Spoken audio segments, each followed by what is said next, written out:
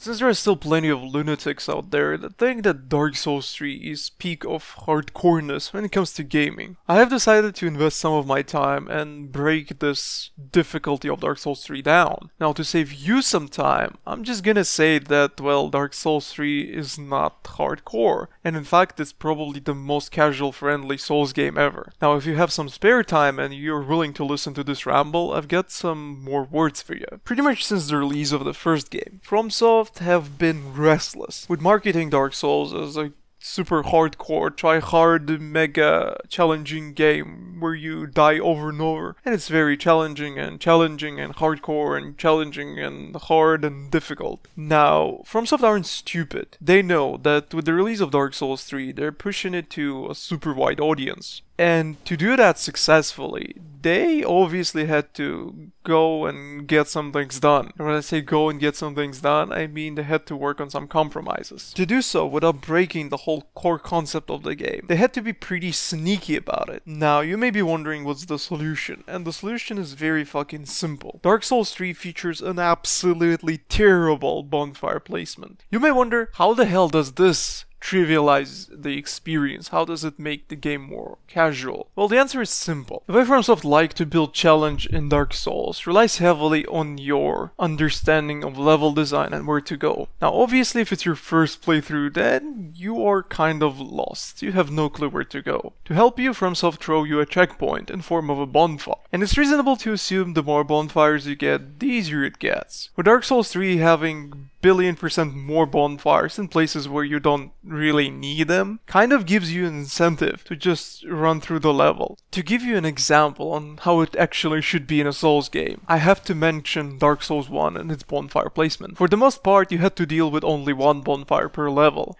Sure, there were some locations with, say, 2 bonfires, but for the most part, those shortcut bonfires were really well hidden, so you had to work to find them. And even then, due to the brilliance of level design in Dark Souls 1, there were still other shortcuts, so those bonfires weren't really necessary if you knew the level well. With bonfires being that rare in Dark Souls 1, it kind of gave you a natural incentive to explore the level more, which is kind of cool. When it comes to Dark Souls and its 50 bonfires per level, it just feels really odd. Because you can tell FROMSOFT are trying to hold your hand, they're giving you all these bonfires in case you fuck up and get lost. And I'm sure you want to see some examples, so there you go. Rod of Sacrifices, Dark Souls 3. As soon as you enter the location, you're greeted with a bonfire. Then, 30 seconds of sprinting, you see another bonfire, and then another bonfire, and then another bonfire.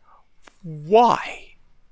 What is the reason for that? Not only trivializes the challenge, it kind of kills a good chunk of atmosphere, because you're no longer scared. You are no longer afraid of whatever is coming ahead because you know there's probably a bonfire right around the corner. I wish this was the only example of games stuffing you with unnecessary bonfires, but no.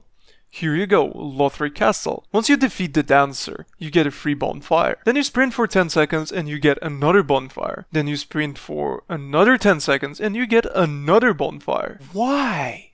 And it's not like the game is trying to be a good guy giving you all these bonfires to save time, because there are plenty of instances when there's a bonfire right in front of a shortcut, which makes absolutely no sense. At the end of the day, you may argue saying that all of this is done to make the game more accessible, but the truth is, it doesn't really matter.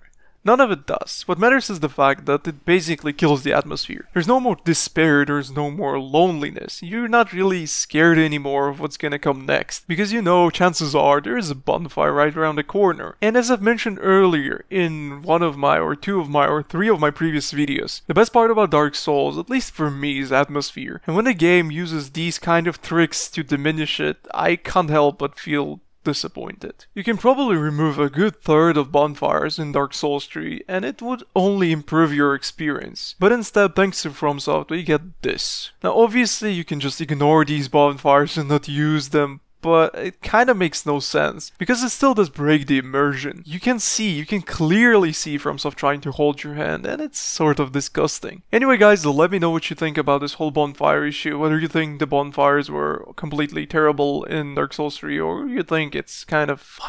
Thank you for watching, and I'll see you next time.